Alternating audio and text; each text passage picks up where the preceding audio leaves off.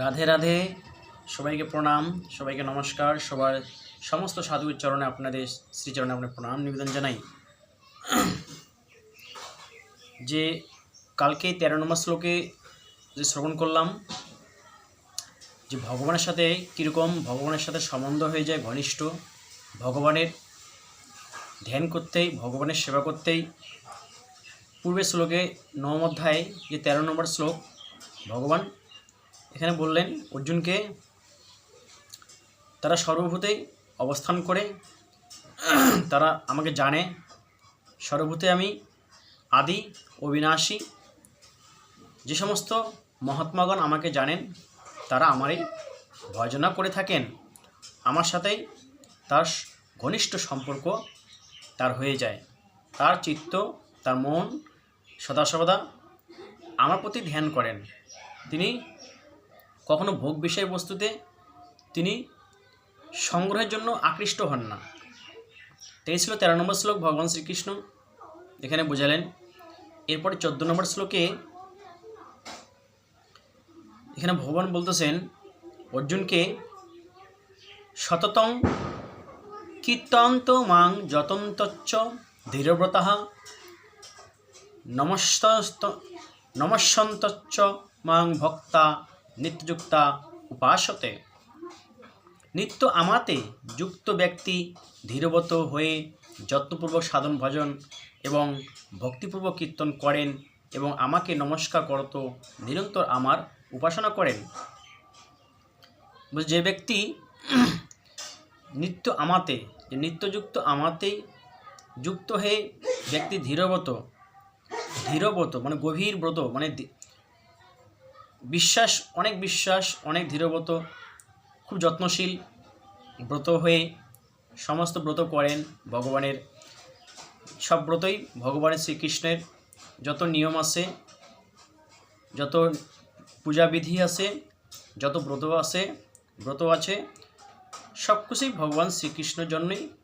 যতগুলো ব্রত আছে ভক্ত এগুলি ব্রত পালন করেন। যেমন একাদশী আছে, দ্বাদশী আছে, কত রকম ভগবানের উৎসব আছে।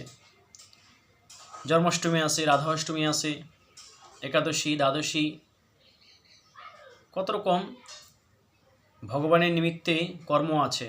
তো সেগুলি সমস্ত যে সকল ব্যক্তি নিত্য সদা সর্বদা নিরন্তর, ভক্তিটা শুধু একদিনের জন্য নিত্য করতে হবে, নিত্য ভগবানের সাথে যুক্ত হইতে হবে, তবেই তো আমাদের কল্যাণ হবে, মঙ্গল হবে। তাই ভগবান শ্রীকৃষ্ণ স্বয়ং তার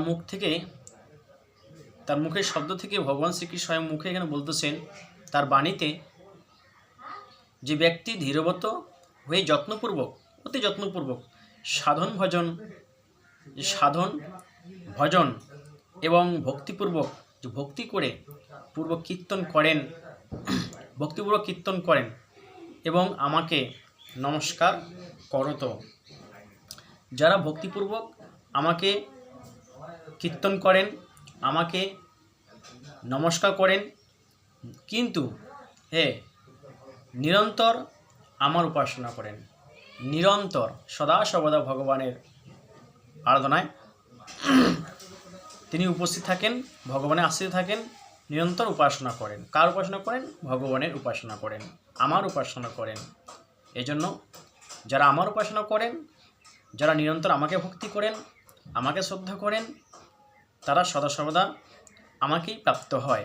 নিরন্তর সবসময় আমার সাথে যুক্ত হইতে হবে, সাধনে ভজনে কীর্তনে ভক্তি করতে হবে, ভগবানের চরণে সদা সর্বদা মাথা আমাদেরকে নত করতে হবে, সদা সর্বদা তাকে ধ্যান করতে হবে, নিরন্তর তার উপাসনা, আমার উপাসনা করতে হবে।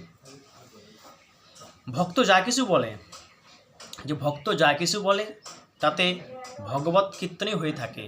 যে ভক্ত যা কিছু বলে, যে ভগবানের যে কোনো কর্মই, কথা, যে কোনো বাণী যাহা কিছু বলে সেটাই কীর্তনে হয়ে থাকে। ভক্ত যেসব ক্রিয়া করে, যে সমস্ত কর্ম করে, তাতে ভগবানেরই সেবা করা হয়। ভক্ত, যত সাধু ভক্ত আছে, বৈষ্ণব ব্যক্তি, মহাজন ব্যক্তি, গুরু ব্যক্তি, যারা যে সমস্ত কর্ম করে, সৎকর্ম সদা সদা রত হয়ে থাকেন, সবসময় ভগবত কীর্তন, সৎসঙ্গ, বৈষ্ণব সেবা, সাধুসঙ্গ, গীতা অধ্যয়ন, ভাগবত পাঠ, যত সৎকর্ম আছে ভগবানের, বৈষ্ণবের, যে সকল ভক্ত, তো সেগুলি করলেই ভগবানের সেবা করা হয়। এখানে ভগবান বলতেছেন সেগুলি আচরণ করলে, সেই সৎকর্ম করলেই ভগবানের সেবাই করা হয়। তার সমস্ত লৌকিক এবং পারমার্থিক ক্রিয়াসমূহ, যে লৌকিক কর্ম আর পারমার্থিক কর্ম, লৌকিক কর্ম মানে ভৌতিক কর্ম, যে সমস্ত আমরা সংসার থেকে আমরা কর্ম করি, সংসারে থেকে যে সমস্ত আমরা কর্ম করি, লৌকিক কর্ম করা, স্নান করা, খাওয়া, যে কোনো ব্যবসা বাণিজ্য করা, চাকরি করা, যে কোনো কর্ম করা, এগুলো হচ্ছে লৌকিক কর্ম। তো লৌকিক কর্ম আর পারমার্থিক কর্ম কোনগুলো? যেগুলো হচ্ছে ভগবানের নিমিত্ত যেগুলো যে সকল কর্মগুলি আছে, ভগবানের সেবা, আরাধনা, যত্ন, মন্দিরের সেবা, মন্দিরকে মার্জন করা, ভগবানের জন্য ফুল চয়ন করা, তুলসী পাতা চয়ন করা, ভগবানকে ভোগ লাগানো, সকালে বাল্য সেবা, মধ্যাহ্ন, সন্ধ্যায় আবার ফল, যে কোনো শুকনো খাবার ভগবানকে যে দেওয়া হয়। সদাসর্বদা ভক্ত লৌকিক কর্ম তো করেন, আবার পারমার্থিক কর্ম করেন। পারমার্থিক কর্ম হচ্ছে ভগবানের নিমিত্ত যে সকল কর্ম আছে, সেগুলি ভক্তরা সদাসর্বদা করে থাকেন। তো এইগুলো হচ্ছে ভগবানের প্রসন্নতার নিমিত্ত হয়ে থাকে। এই কর্মগুলো করলে তিনি লৌকিক কর্ম তো করতেই হবে। লৌকিক কর্ম আর পারমার্থিক কর্ম যারা করে, ভগবান সদাসর্বদা সেই ভক্তের প্রতি প্রসন্নতা হয়ে থাকেন, সন্তুষ্ট থাকেন, তাকে কৃপা করেন, তাকে ভগবত ধাম বৃন্দাবন তার ধামে ভগবান আশ্রয় দেন, তাকে সদাসর্বদা ভগবান যত্ন করে তাকে ভগবত ধাম প্রাপ্ত করিয়ে দেন, একমাত্র ভক্তকেই। এই ছিল আজকে 14 নম্বর শ্লোকে। এখানে ভগবান শ্রীকৃষ্ণ অর্জুনকে বোঝাচ্ছেন, অর্জুনকে মাধ্যম করে আমাদের সকল ভক্তদেরকে, সমস্ত জগতের মানুষকে লক্ষ্য করে এখানে বোঝাচ্ছেন যে আমাদের সদাসর্বদা নিত্য যুক্ত থাকতে হবে। নিত্য আমার কীর্তন, আমার নাম, আমার গুণগান করতে হবে, সব ক্রিয়া করতে হবে, যত ব্রত আছে যত্নশীল হয়ে, যত্নপ্রমুখ হয়ে আমার ব্রত পালন করতে হবে।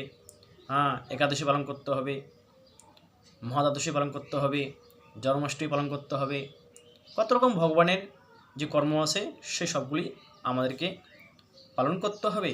তবেই ভক্তরা, জগতের মানুষ যত্নশীল হয়ে ভগবত ধামে পৌঁছতে পারবে।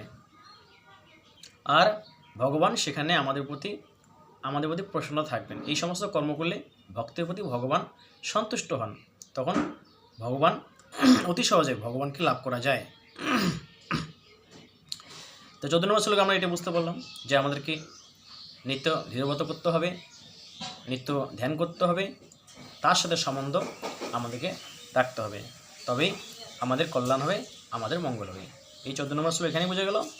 আগামী দিন 15 নম্বর শ্লোকে, এই পরের শ্লোকে আমরা শ্রবণ করব যে ভগবান শ্রীকৃষ্ণ আরও কিছু বলবে 9ম অধ্যায়। আজকে এখানে গীতাকে বিশ্রাম দেই। তো সবাইকে রাধে রাধে, সবার চরণে আবার বৈষ্ণবের চরণে প্রণাম জানাই। সবাই ভালো থাকবেন, সুস্থ থাকবেন, সবাইকে রাধে রাধে। আর চ্যানেলটিকে সাবস্ক্রাইব করবেন, লাইক করবেন, শেয়ার করবেন, চ্যানেলটিকে সাপোর্ট করবেন। তো সবাইকে রাধে রাধে, নিতাই গৌর প্রেমানন্দে, হরি হরি বল। জয় গীতা, জয় গীতা, জয় গীতা।